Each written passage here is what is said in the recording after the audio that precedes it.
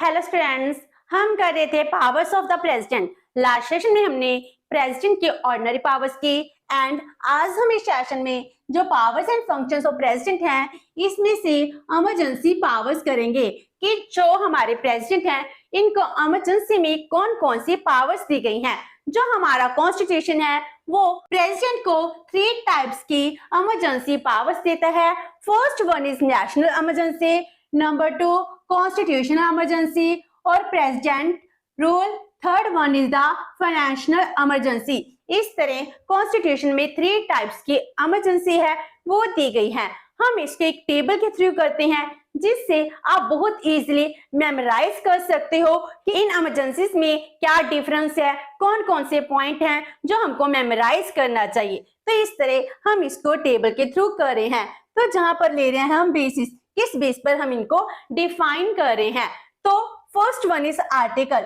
जो कॉन्स्टिट्यूशन में article define किए गए हैं, जो नेशनल इमरजेंसी है इसके लिए आर्टिकल 352 है जिसमें नेशनल इमरजेंसी को डिफाइन किया गया है।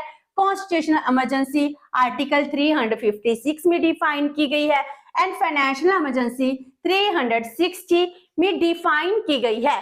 तो जो नेशनल इमरजेंसी, कॉन्स्टिट्यूशनल इमरजेंसी और फाइनेंशियल इमरजेंसी है इसके लगने के क्या क्या कॉजेस हैं और कंडीशंस क्या हैं जिस वजह से प्रेसिडेंट है वो इमरजेंसी को डिक्लेयर कर सकते हैं। अगर देश में नेशनल इमरजेंसी है, नेशनल इमरजेंसी 3 वे से लग सकती है। इसकी मेन 3 कॉजेस हैं। First one is war.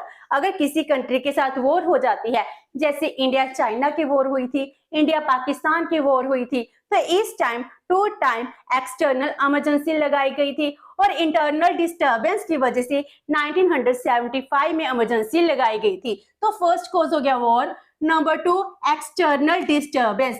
इस वजह से आपके कंट्री में नेशनल इमरजेंसी इंपोज की जा सकती है। And third one is internal disturbance, जिसको अब आर्म्ड रिबेलिएशन है वो कहा जाता है। जो 44th कॉन्स्टिट्यूशन अमेंडमेंट है 1978 इसके थ्रू चेंज किया गया था। तो हम 3 वे से, जब ये 3 वे से हमारी इकोनॉमी में, हमारे स्टेट में डिस्टर्बेंस हो जाती है, वॉर हो गई, एक्सटर्नल डिस्टर्बेंस हो गई और इंटरनली इस तरह से वायलेशन हो जाती है, जो सिविल वॉर है इसके चांसेस इंक्रीज हो जाते हैं। तो इस तरह वहां पर भी नेशनल इमरजेंसी इंपोज की जा सकती है जिसको हम आज के टाइम में आर्म्ड रिबेलिएशन कहते हैं। तो 1975 में आर्म्ड रिबेलिएशन की वजह से नेशनल इमरजेंसी है वो इंपोज की गई थी। जबकि जो कॉन्स्टिट्यूशनल इमरजेंसी है जिसको प्रेसिडेंट रूल भी कहा जाता है, जी किसमें लगाई जाती है, जितने भी स्टेट्स हैं इनमें जी इंपोज की जाती है। तो इसका मेन कॉज क्या है कि जो स्टेट है, स्टेट का कॉन्स्टिट्यूशनल मशीनरी है वो ब्रेक डाउन हो जाता है, वो फेल हो जाती है। जो सेंटर है उसको कुछ गाइडलाइंस देती है लेकिन स्टेट उसके अकॉर्डिंग काम नहीं कर पाती है, या फिर उस स्टेट के जो चीफ मिनिस्टर्स हैं वो रिजाइन कर देते हैं। इस वजह से कॉन्स्टिट्यूशनल मशीनरी है वो फेल हो जाती है। तो उस टाइम में प्रेसिडेंट रूल है वो इंपोज किया जाता है। उस स्टेट में प्रेसिडेंट रूल कहा जाता है। जो कॉन्स्टिट्यूशनल इमरजेंसी है वो लगा दी जाती है। जो फाइनेंशियल इमरजेंसी है वो कब लगाई जाती है, जब फाइनेंशियल स्टेबिलिटी है इसको थ्रेट होता है, मान लिया जाता है कि हमारे देश के पास अब पैसा नहीं रहा है, तो इसको से फाइनेंशियल इमरजेंसी को इंपोज किया जाता है। And next is approval of parliament. जब नेशनल इमरजेंसी या कॉन्स्टिट्यूशन इमरजेंसी डिक्लेयर की जाती है तो वो प्रेसिडेंट करते हैं। क्या इसके लिए पार्लियामेंट की अप्रूवल है? तो पार्लियामेंट कैसे अप्रूव करती है? जो नेशनल इमरजेंसी इंपोज करते हैं इसके लिए स्पेशल मेजॉरिटी की जरूरत है।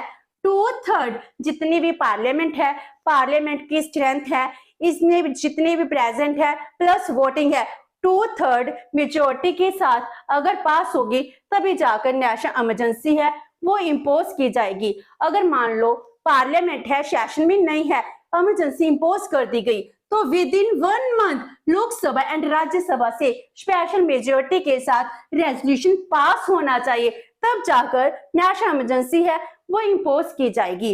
लेकिन जो कॉन्स्टिट्यूशनल इमरजेंसी है जी सिंपल मेजॉरिटी के साथ इंपोज की जा सकती है और इसके लिए पार्लियामेंट से 2 मंथ के अंदर अप्रूवल लेनी जरूरी है। और फाइनेंशियल इमरजेंसी है जे भी सिंपल मेजोरिटी के साथ 2 मंथ में अप्रूवल लेनी जरूरी होती है। तो जो नेशनल इमरजेंसी, कॉन्स्टिट्यूशनल इमरजेंसी और नेशनल इमरजेंसी इंपोज की जाती है, तो इसका टिनोर कितना है, क्या हम इसको एक्सटेंड कर सकते हैं या नहीं कर सकते हैं। जो नेशनल इमरजेंसी लगाई जाती है इसका टिनोर होता है 6 मंथ्स के लिए, मीनिंग हम 6 मंथ के लिए ही नेशनल इमरजेंसी है वो डिक्लेयर कर सकते हैं। अगर 6 मंथ्स के बाद भी इसको इंक्रीज करना चाहिए तो हर बार पार्लियामेंट से 2/3 मेजोरिटी के साथ रेजोल्यूशन को पास कराना होगा। जैसे ही 2/3 मेजोरिटी के साथ रेजोल्यूशन पास हो जाएगा तो जो इमरजेंसी है 6 मंथ्स तक एक्सटेंड हो जाएगी और सो ऑन ऐसा अनलिमिटेड और इनडेफिनिट पीरियड के लिए एक्सटेंड की जा सकती है। तो 6 मंथ्स के लिए extend after the approval of parliament for 6 month. एक बार में पार्लियामेंट से अप्रूव कितने मंथ्स के लिए होगी, 6 मंथ के लिए, और उसके बाद एक्सटेंड करनी है तो फिर दोबारा से अप्रूवल की जरूरत है। इस तरह जो नेशनल इमरजेंसी है इसको एक्सटेंड भी किया जा सकता है। जैसे इंटरनल डिस्टर्बेंस की वजह से, आर्म्ड रिबेलिएशन की वजह से 1975 है, इसमें क्या होता है नेशनल इमरजेंसी इंपोज की गई थी। और इसमें क्या किया गया, जो लोकसभा की इलेक्शन थी उसको भी एक्सटेंड कर दिया गया था। 1 ईयर कर 2 इयर्स में इसको एक्सटेंड किया गया था। तो इस तरह जेवी प्रोविजन डिफाइन की गई है। और जो कॉन्स्टिट्यूशनल मशीनरी है अगर ये फेल हो जाती है तो इसको भी क्या हम इंपोज कितने टाइम तक कर सकते हैं, तो फर्स्ट टाइम इसको 6 मंथ्स के लिए ही इंपोज किया जा सकता है। तो फिर इसको दोबारा किसे एक्सटेंड किया जा सकता है, तो हाँ इसको हम एक्सटेंड कर सकते हैं, लेकिन इंडेफिनिट पीरियड के लिए नहीं, अप टू 3 इयर्स, इसको 3 इयर्स तक ही एक्सटेंड किया जा सकता है। अगर आप इसके बाद एक्सटेंड करना चाहते हैं तो आपको जरूरत है कॉन्स्टिट्यूशनल अमेंडमेंट करने की, जैसे 1951 में पंजाब में इंपोज की गई थी। तो इस तरह 3 इयर्स के बाद हम इसको कॉन्स्टिट्यूशन अमेंडमेंट के थ्रू ही एक्सटेंड कर सकते हैं। तो इस तरह कॉन्स्टिट्यूशन मशीनरी है नेशनल इमरजेंसी को इंडेफिनिट पीरियड के लिए, लेकिन किसी स्टेट में इमरजेंसी इंपोज करने के लिए 3 इयर्स मैक्सिमम पीरियड है। और जो फाइनेंशियल इमरजेंसी है इसको तो पहले ही डिफाइन कर दिया कि इनडेफिनिट पीरियड के लिए इसको इंपोज किया जा सकता है। Next is revoke of emergency. जब इमरजेंसी लगा दी गई है अगर इसको रिवोक करना हो तो वो कैसे किया जा सकता है, प्रेसिडेंट है वो खुद भी रिवोक कर सकते हैं, वो पार्लियामेंट है वो भी रिवोक कर सकती है। इमरजेंसी को कभी भी कैंसिल किया जा सकता है, वापस लिया जा सकता है। तो इसके लिए क्या कहा गया है, resolution must be passed by parliament. अगर प्रेसिडेंट अपने आप जो नेशनल इमरजेंसी है उसको रिवोक नहीं कर सकते हैं और पार्लियामेंट सेशन में है तो लोकसभा के 1/10 मेंबर्स हैं वो क्या कर सकते हैं, रेजोल्यूशन है वो स्पीकर को दे देंगे। तो जिसके बाद क्या होता है, प्रेसिडेंट का रूल है वो खत्म हो सकता है, नेशनल इमरजेंसी को वापस किया जा सकता है, रिवोक किया जा सकता है। और इसके अलावा अगर प्रेसिडेंट खुद चाहे तो वो भी रिवोक कर सकते हैं। तो उसके बाद जो प्रेसिडेंट रूल है इन तीनों के लिए जो रिवोक का प्रोसेस है वो सेम है। रेजोल्यूशन मींस पार्लियामेंट से पास किया जा सकता है, प्रेसिडेंट है वो खुद भी किसी भी टाइम इसको रिवोक कर सकते हैं। तो इस तरह जो इमरजेंसी है, इमरजेंसी को क्या किया जा सकता है, कभी भी वापस लिया जा सकता है।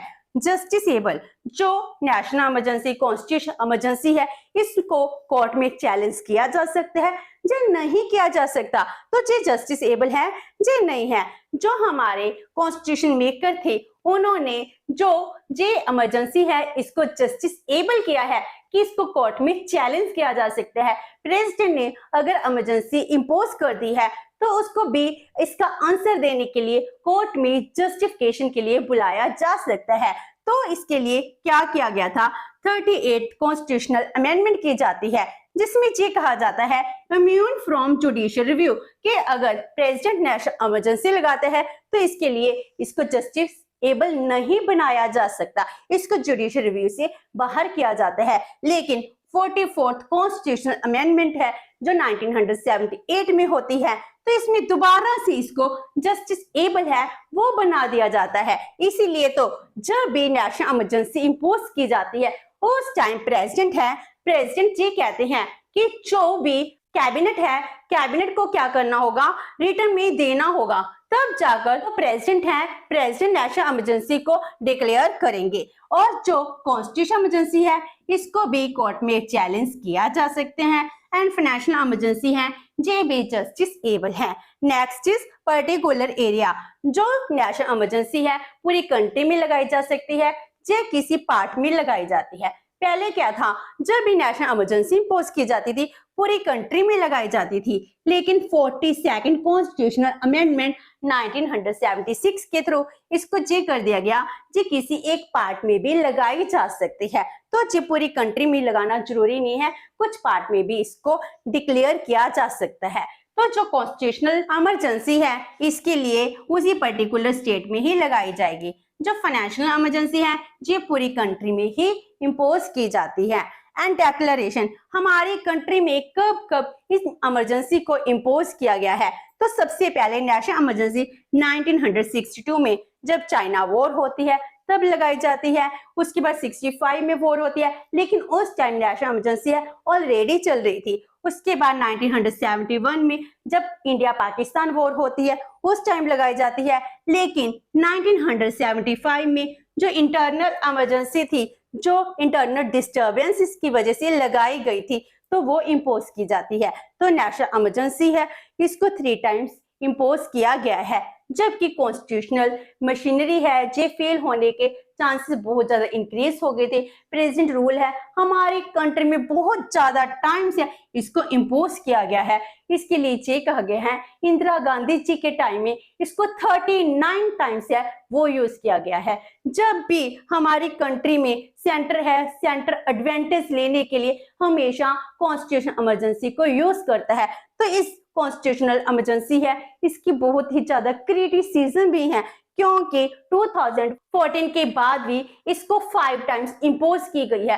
तो हर टाइम यही होता है, सेंटर अपने बेनिफिट के लिए इसको यूज कर लेते हैं, तो कुछ इसको क्रिटिसाइज भी करते हैं। लेकिन कभी कभी कंडीशंस ऐसे हो जाते हैं कि जो कॉन्स्टिट्यूशनल मशीनरी है वो फेल हो जाती है और कॉन्स्टिट्यूशनल इमरजेंसी है इसको भी इम्पोज करना पड़ता है। जैसे 2060 में अरुणाचल प्रदेश है, इसमें भी प्रेसिडेंट रूल इम्पोज किया गया था, क्योंकि इस टाइम 20 MLA थे, उन्होंने रिजाइन कर दिया था। और 19 में भी सेम सीन था, कांग्रेस के MLA थे, उन्होंने रिजाइन कर दिया। और उसके बाद जम्मू कश्मीर है, दिल्ली है, इसमें भी जो कॉन्स्टिट्यूशनल इमरजेंसी है वो इम्पोज की गई है। तो कॉन्स्टिट्यूशनल इमरजेंसी को बहुत ही ज्यादा टाइम्स इम्पोज किया गया है, लेकिन फाइनेंशियल इमरजेंसी को कभी भी इम्पोज नहीं किया गया है।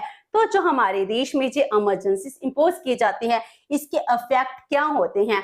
फर्स्ट वन इज, जब नेशनल इमरजेंसी है हम इसको एक टाइम में करते हैं, जैसे नेशनल इमरजेंसी हमारे आर्टिकल में डिफाइन की गई है। जब भी वॉर होगी, एक्सटर्नल एग्रेशन होता है, इंटरनल डिस्टर्बेंस होती है, उस टाइम क्या किया जाता है, नेशनल इमरजेंसी इम्पोज की जाती है। जब भी इम्पोज होगी स्पेशल मेजोरिटी से पार्लियामेंट से अप्रूवल लेनी जरूरी होगी, और जो अप्रूवल 6 मंथ्स के लिए होती है, आफ्टर 6 मंथ्स इसको एक्सटेंड किया जा सकता है और इनडेफिनिट पीरियड के लिए एक्सटेंड किया जा सकता है। तो इस तरह इसको रिवोक भी कभी भी किया जा सकता है। एंड जो नेशनल इमरजेंसी है जो जस्टिस एबल है, जिसको पूरी कंट्री में चाहे कुछ पार्ट में लगाया जा सकता है, तो हमारी कंट्री में इसको 3 टाइम इम्पोज किया गया है। तो इसके इफेक्ट क्या है। First one is federal to unitary system, जो हमारा इंडिया का सिस्टम है वो यूनिटरी सिस्टम में कन्वर्ट हो जाता है, जिससे सेंटर स्ट्रॉन्ग बन जाता है। स्टेट लिस्ट है, स्टेट लिस्ट के सभी मैटर्स हैं, सब्जेक्ट्स है, वो किसके अंडर आ जाते हैं, सेंटर के अंडर ही आ जाते हैं। एग्जीक्यूटिव, लेजिस्लेचर, फाइनेंशियल पावर्स हैं, सभी की सभी सेंटर के पास आ जाती हैं। हमारी कंट्री यूनिटरी सिस्टम में कन्वर्ट हो जाती है।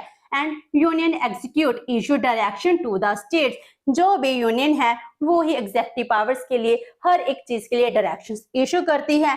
Central makes law in state list, state list में जितने भी इशू हैं वो सभी के सभी किसके पास चले जाते हैं, सेंटर के पास चले जाते हैं। Lok Sabha can be extended for 1 year, जैसे 1975 में हुआ था, इसको 2 टाइम्स 1 ईयर करके 77 तक इसके जो जनरल इलेक्शन थे इसको सस्पेंड कर दिए जाते हैं। तो 77 में दोबारा से इलेक्शन होते हैं, तो लोकसभा को भी एक्सटेंड किया जा सकता है। एंड इसमें जो हमारे फंडामेंटल राइट्स हैं वो सस्पेंड हो जाते हैं। जो आर्टिकल 19 के अंडर आते हैं फंडामेंटल राइट्स, हमको फ्रीडम दी गई है हमारी स्पीच की, एक्सप्रेशन की, प्रेस की, एसोसिएशन की, वो ऑटोमेटिकली सस्पेंड हो जाती है। लेकिन इसके लिए एक बात और भी है कि जो जे आर्टिकल सस्पेंड होते हैं, इसके लिए जे कहा गया है जब भी आर्म्ड रिबेलिएशन होगी, मीनिंग इंटरनल डिस्टर्बेंस की वजह से जो जे आर्टिकल 19 के अंडर हमारा फंडामेंटल राइट्स है जी सस्पेंड नहीं होगा। अगर वॉर और एक्सटर्नल डिस्टर्बेंस होती है उस टाइम सस्पेंड होगा। इंटरनल डिस्टर्बेंस की वजह से इसको सस्पेंड नहीं किया जा सकता। तो नेशनल इमरजेंसी के टाइम आर्टिकल 20 और 21 राइट टू लाइफ है, उसको छोड़कर, पर्सनल लिबर्टी को छोड़कर सभी फंडामेंटल राइट्स हैं वो सस्पेंड हो जाते हैं। और इसके बाद आता है कॉन्स्टिट्यूशनल इमरजेंसी। इसके क्या इफेक्ट पड़ते हैं? तो इसमें जो स्टेट गवर्नर है, स्टेट गवर्नर के पास ही सारा एडमिनिस्ट्रेशन चला जाता है, तो he carries the state administration. तो जो एडमिनिस्ट्रेशन रन करता है, जो चीफ एग्जीक्यूटिव मेंबर है, चीफ सेक्रेटरी है या फिर चीफ एडवाइजर है, जो प्रेसिडेंट के द्वारा अपॉइंट किया जाता है, उसकी सलाह के साथ ही जी सभी डिसीजंस लेता है। जो प्रेसिडेंट है he कैन डिसॉल्व और suspend state legislature. State legislature को सस्पेंड और डिसॉल्व किया भी जा सकता है, नहीं भी किया जा सकता। जो स्टेट लिस्ट है उसमें सभी के सभी जो लॉ है वो पार्लियामेंट बनाती है। एनुअल बजट है उसमें भी पार्लियामेंट ही कंट्रोल करती है। जो काउंसिल ऑफ मिनिस्टर्स हैं ये डिसॉल्व हो जाती है, तो इसके ये इम्पैक्ट पड़ते हैं। तो फाइनेंशियल इमरजेंसी जिसको हमारी कंट्री में कभी भी इम्पोज नहीं किया गया है, तो इसमें क्या होता है, प्रेसिडेंट क्या कर सकते हैं, जो गवर्नमेंट ऑफिशियल्स हैं, सैलरीज हैं उनकी रिड्यूस कर सकते हैं। इवन की सुप्रीम कोर्ट, हाई कोर्ट के जजेस हैं, इनकी सैलरी और अलाउंसेस हैं, इसको रिड्यूस किया जा सकता है। एंड जितने भी स्टेट मनी बिल्स होते हैं इस पर प्रेसिडेंट की असेंट है लेनी जरूरी होती है। एंड प्रेसिडेंट कोई भी लॉ बना सकता है, कोई भी मैसेज उठा सकता है जिससे फाइनेंशियल इमरजेंसी को कंट्रोल कर सके। इस तरह हमारे देश में 3 टाइप्स की इमरजेंसी हैं वो इम्पोज की जा सकती हैं और ये पावर प्रेसिडेंट के पास ही हैं। लेकिन इसकी कुछ क्रिटिसिज्म भी है कि जो हमने प्रेसिडेंट को पावर्स दी की हैं इनके बहुत ज्यादा क्रिटिसिज्म है, इसको पॉलिटिकल पर्पस के लिए यूज किया जाता है। तो इसकी क्रिटिसिज्म क्या है और उसकी जस्टिफिकेशन क्या है? First one is attack on state autonomy. जो स्टेट ऑटोनॉमी है इस पर अटैक है। नेशनल इमरजेंसी, कॉन्स्टिट्यूशनल इमरजेंसी, इसमें क्या है, स्टेट सब्जेक्ट हैं, इसके भी ऊपर रूल कौन बनाता है, सेंटर बनाती है। तो सभी की सभी पावर्स किसके पास आ गए, सेंटर के पास आ गए। जो फेडरल स्ट्रक्चर था उसका मेन पर्पस ही खत्म हो गया।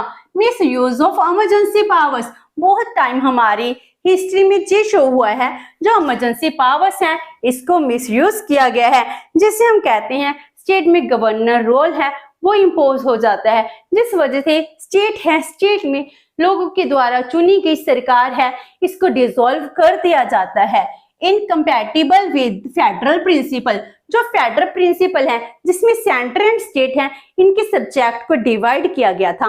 लेकिन इसमें क्या है, स्टेट के सब्जेक्ट्स हैं वो खत्म हो जाते हैं और सेंटर है वो ऑटोनॉमी में आ जाता है, उसके बहुत सारी पावर्स आ जाती हैं। Next is against democratic principle. हम डेमोक्रेसी में रह रहे हैं तो डेमोक्रेटिक प्रिंसिपल्स के जो अगेंस्ट हैं, जिसमें फंडामेंटल राइट्स हैं, लिबर्टीज हैं, फ्रीडम्स हैं, इनको सस्पेंड कर दिया जाता है।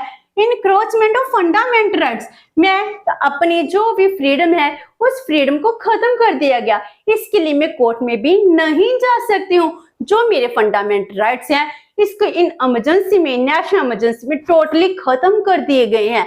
And use of emergency powers for political purpose, जो कॉन्स्टिट्यूशनल मशीनरी है, कॉन्स्टिट्यूशनल इमरजेंसी है जिसमें प्रेसिडेंट रूल इम्पोज किया जाता है, उसमें तो हमको साफ दिखाई देता है इसका यूज किसके लिए होता है, पॉलिटिकल एडवांटेज लेने के लिए होता है। हमेशा ही सेंटर ने स्टेट से एडवांटेज लेने के लिए इस इमरजेंसी पावर को यूज किया है। And next is president can become dictator, तो प्रेसिडेंट डिक्टेटर भी बन सकता है, उसके पास इतनी ज्यादा इमरजेंसी पावर्स हैं कि वो डिक्टेटर भी बन सकता है। लेकिन इसकी बहुत ज्यादा अच्छी जस्टिफिकेशन है, कहते हैं प्रेसिडेंट की जो पावर दी गई है अगर हम ना दें तो इसके लिए हमारी स्टेट को ही बहुत ज्यादा नुकसान होगा। पहली बात, नीड ऑफ स्ट्रॉन्ग सेंटर, हमको स्ट्रॉन्ग सेंटर की जरूरत है। हमने अपनी हिस्ट्री में भी देखा, हम कॉलोनी बनकर आए थे, सेंटर स्ट्रांग होगा तो हम अच्छे से डिसीजन ले पाएंगे। तो अगर हमारी कंट्री में कोई भी प्रॉब्लम है, इसको सेंटर को सॉल्व करना इसकी रिस्पॉन्सिबिलिटी मानी गई है। हिस्टोरिकल नीड, हिस्ट्री में तो चाहिए हुआ है। हमारे पास कोई स्ट्रॉन्ग सेंटर नहीं था, इसीलिए तो हम ब्रिटिश की कॉलोनी बन गए थे। इसीलिए आज के टाइम में हमको स्ट्रॉन्ग सेंटर की जरूरत है। Next is to preserve the unity of the country. Country की यूनिटी, इंटेग्रिटी को मेंटेन करना, प्रिजर्व करना, जो सबसे ज्यादा जरूरी होता है। Next is responsibility of the centre to protect the country for internal and external threat. जो भी इंटरनल और एक्सटर्नल थ्रेट है, सिविल वॉर है या फिर इंटरनेशनल वॉर है, इससे अपने देश को बचाना सेंटर की रिस्पॉन्सिबिलिटी है। एंड इसके अलावा जो इंटरेस्ट ऑफ द स्टेट्स हैं are prior to the interest of the individual, क्योंकि जो इंडिविजुअल हैं, इंडिविजुअल के फंडामेंटल राइट्स सस्पेंड हुए हैं। अगर हम किसी की कॉलोनी बन गए तो हमारे सभी राइट्स हमेशा के लिए सस्पेंड हो जाएंगे, खत्म हो जाएंगे। तो स्टेट सबसे पहले आता है। अगर स्टेट है तभी तो इंडिविजुअल है, तो स्टेट को पहले प्रोटेक्ट करेंगे, उसके बाद इंडिविजुअल फ्रीडम आती है। And last one, emergency powers are not absolute. जो जस्टिस एबल है, जो भी प्रेसिडेंट को पावर दी गई है, इससे वो डिक्टेटर नहीं बन सकता। इसको कोर्ट में भी क्वेश्चनिंग की जा सकती है, इसीलिए जो जस्टिस एबल होने की वजह से जो एब्सोल्यूट नहीं है।